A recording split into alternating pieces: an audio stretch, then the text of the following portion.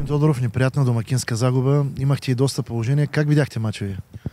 Неприятно, да. Значи в такива мачове като днешна срещу отбори като Струмска Слава, където така ние знаехме, нали, че ще играят по-защитно, ще има две линии сгъстени, където трудно се преодолява така сгъстена защита, като имаш две или три положения, ги пропилява с лека ръка, след това мачовете стават трудни.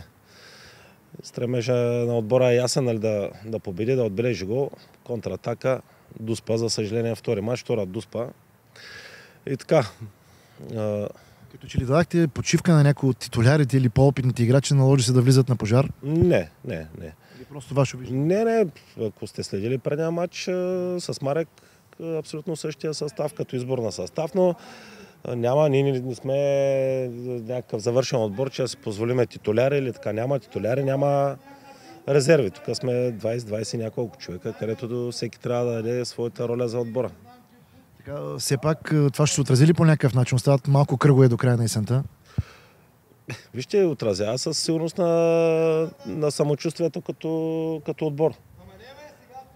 Губиме мач, до сега бяхме 100% вкъщи, със сигурност се отрази на самочувствието, но така трябва да се забрави това нещо, се продължава напред, няма какво да униваме или да си мислим, че е свършил света.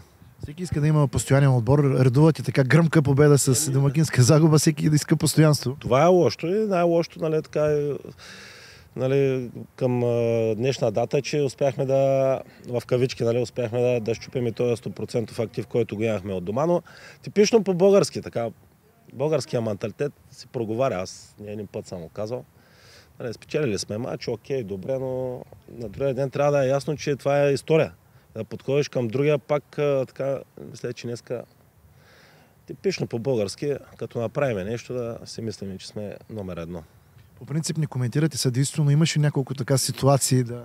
Пак няма да го направя. Защото има там хора, които ще му дават оценки и така нататък. Аз се запазя за мен мнението.